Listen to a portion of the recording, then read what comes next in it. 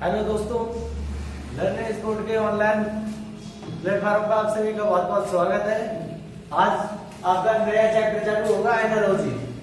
Reasoning में आपका नया चैप्टर आज मैं चालू करा रहा हूँ एनालॉजी सादृश्यता। अब देखिए इसके क्वेश्चन कैसे आएंगे। क्वेश्चन आपके स्क्रीन पर है।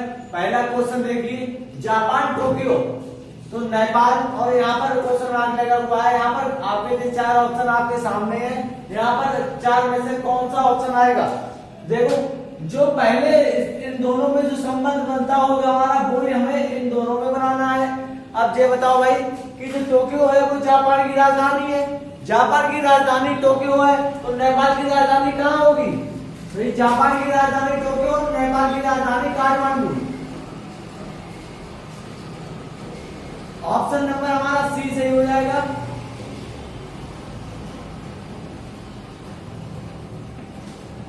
ऑप्शन नंबर आपका सी सही हो जाएगा, काठमांडू। जापान की राजधानी टोक्यो और नेपाल की राजधानी काठमांडू।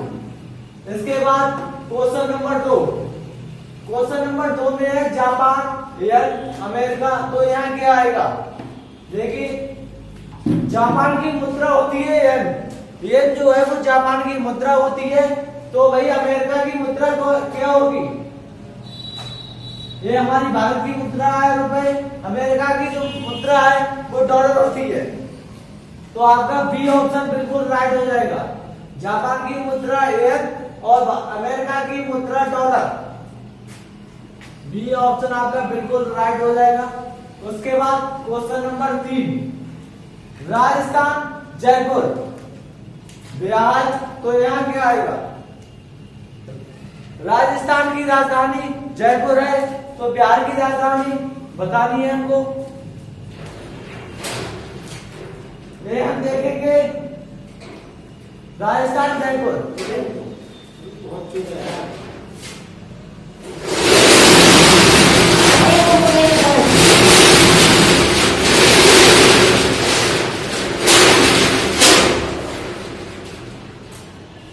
देखिए दोस्तों, राजस्थान जयपुर, अब इन दोनों को हम पढ़कर समझेंगे। जैसे राजस्थान जयपुर, हमें पता चल रहा है कि जयपुर राजस्थान की राजधानी है।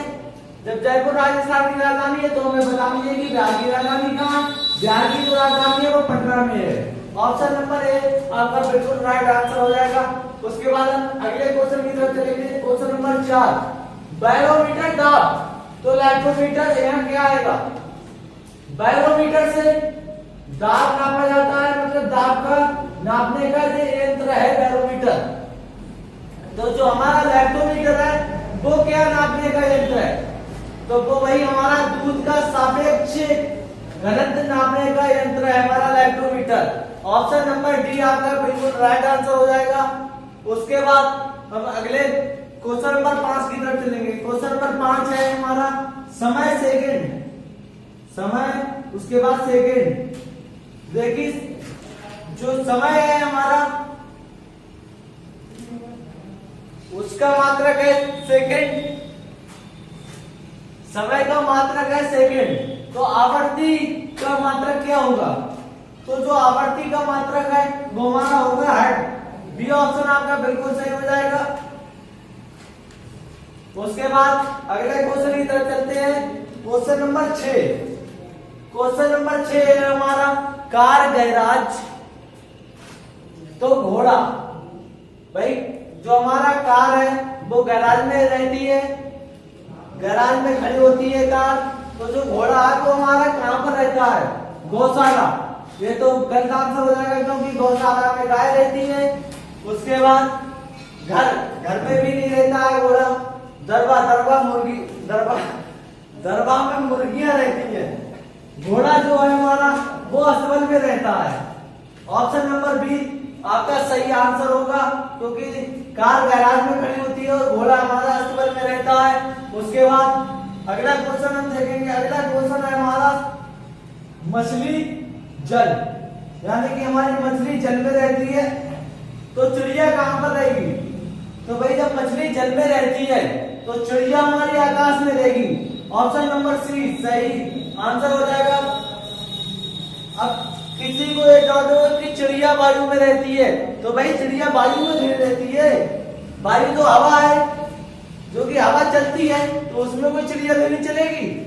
चिड़िया जो है हमारी वो आकाश में रहेगी। उसके बाद अगला क्वेश्चन हम देखेंगे, विराट कोहली क्रिकेट, सानिया मिर्जा। विराट कोहली है वो क्रिकेट खेलता है। विराट कोहली जो हमारा है वो क्रिकेट खेलता है, तो विराट कोहली जब क्रिकेट खेलता है तो सानिया मिर्जा किस खेल से संबंधित है? विराट कोहली क्रिकेट से संबंधित है, उसी प्रकार सानिया मिर्जा टेनिस से संबंधित है। सानिया मिर्जा जो है वो टेनिस से संबंधित है। आपका ऑप्शन नंबर सी सही आंसर हो जाएगा। उसके बाद हम अगला क्वेश्चन देखते हैं, क्वेश्चन नंबर 9, नदी धारा। नदी होती है उसमें धारा उत्पन्न होती है। नदी में धारा उत्पन्न होती है तो महासागर में, अब ये बताओ भाई कि नदी में धारा उत्पन्न होती है, क्या महासागर में धारा तो उत्पन्न होगा? बिल्कुल नहीं। क्या हमारा समुद्र उत्पन्न होगा? क्या बांध उत्पन्न होगा? जो आपका ऑप्शन नंबर डी है वो बिल्कुल सही हो जाएगा। नदी में धारा उत्पन्न होती है, उसी प्रकार महासागर में प्रवाह उत्पन्न होती है। तो आपका ऑप्शन नंबर डी सही आंसर हो जाएगा। उसके बाद हम अगला क्वेश्चन देखेंगे, क्वेश्चन नंबर 10, आज का लास्ट क्वेश्चन, ऊष्मा कैलोरी। जैसे ऊष्मा का मात्रक होता है कैलोरी, उसी प्रकार हमें ध्वनि का मात्रक बताना है। तो जब ऊष्मा का मात्रक कैलोरी होता है तो ध्वनि का मात्रक होता है हमारा डेसिबल। डेसिबल, ध्वनि का मात्रक डेसिबल होता है। ऑप्शन नंबर बी आपका सही आंसर हो जाएगा। देखो भाई कुछ लोग कह रहे हैं जूल होगा, जूल नहीं होगा। जूल होता है कार्य का, जूल जो होता है वो आपका कार्य का मात्रक होता है, इसलिए जूल नहीं होगा। ध्वनि का जो मात्रक होगा वो हमारा होगा डेसिबल। ऑप्शन नंबर बी बिल्कुल सही आंसर है आपका। क्वेश्चन देखिए 11 नंबर, वास्को ड गामा पुर्तगाल, कोलंबस। ऑप्शन आपके लिए है भारत, अमेरिका, नेपाल, जापान। भाई बताइए वास्को ड गामा और पुर्तगाल में क्या संबंध है? वास्को ड गामा पुर्तगाल का रहने वाला था, तो जो हमारा कोलंबस है वो कहां का रहने वाला होगा? कोलंबस है अमेरिका का रहने वाला। Option number C right answer हो जाएगा आपका। वास्को ड गामा पुर्तगाल में रहता था, कोलंबस अमेरिका का रहने वाला है। उसके बाद अगला question, question number 12, Gujarat Gandhinagar. Gujarat की राजधानी है गांधीनगर, तो पश्चिम बंगाल की राजधानी कहां होगी? पश्चिम बंगाल की राजधानी होगी कोलकाता। ऑप्शन नंबर ए आपका सही आंसर हो जाएगा, क्योंकि लखनऊ उत्तर प्रदेश की राजधानी है, पणजी गोवा की राजधानी और मुंबई महाराष्ट्र की राजधानी। तो जो हमारी पश्चिम बंगाल की राजधानी होगी वो कोलकाता हो जाएगी। उसके बाद अगला क्वेश्चन, क्वेश्चन नंबर 13, विद्युत धारा एम्पियर।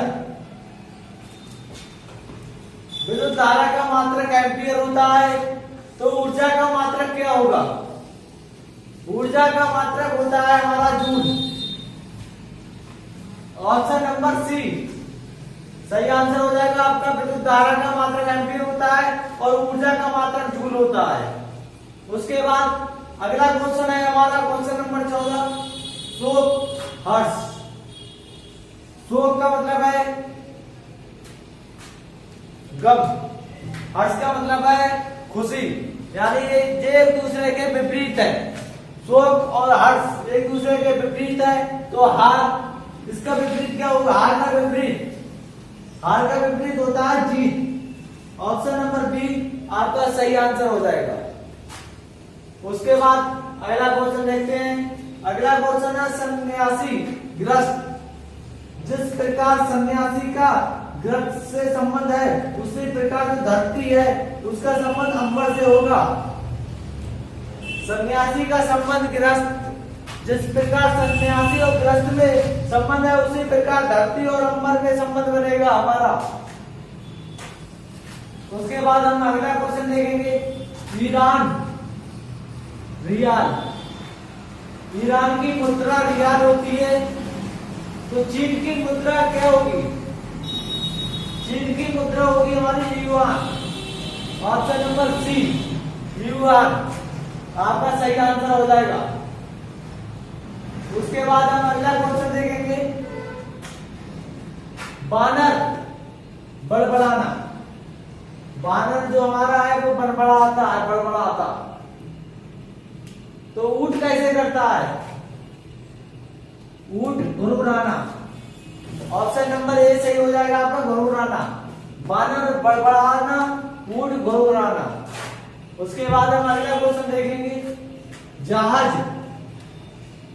जैसे जहाज एक कप्तान की देखरेख में चलता है, जहाज हमारा जो है वो कप्तान की देखरेख में चलता है, जहाज कप्तान। इसी प्रकार हम अखबार का जो संबंध है वो बनेगा संपादक। अखबार का संबंध है संपादक से, संपादक की देखरेख में अखबार चलता है। उसी प्रकार हम अगला क्वेश्चन देखेंगे। अगला क्वेश्चन है हमारा छत्ता मधुमक्खी। मधुमक्खी छत्ता बनाती है, तो जो ऊंचा नीड़ है उस पर अपना जो ऊंचा नीड़ है उस पर कौन रहता है? भैया गौरैया। गौरैया तो बिल्कुल ऊंचा नीड़ पे नहीं रहती है। उसके बाद तोता, ये भी ऑप्शन आपका गलत हो जाएगा। कबूतर, कबूतर भी आपका गलत हो जाएगा। गरुड़, ऑप्शन नंबर बी आपका सही हो जाएगा, गरुड़। छत्ता मधुमक्खी, उसी प्रकार ऊंचा नीड़ गरुड़। ऑप्शन नंबर आपका बी बिल्कुल ठीक आंसर हो जाएगा। अब देखते हैं अगला क्वेश्चन, क्वेश्चन नंबर 20। जीवाश्म विज्ञान में जीवाश्म का अध्ययन होता है, उसी प्रकार कपाल विज्ञान में किसका अध्ययन होगा? तो भाई कपाल विज्ञान में खोपड़ी का अध्ययन होता है। आपका ऑप्शन नंबर डी बिल्कुल राइट आंसर हो जाएगा। जिस प्रकार जीवाश्म विज्ञान जीवाश्म का अध्ययन होता है, उसी प्रकार कपाल विज्ञान में खोपड़ी का अध्ययन होता है।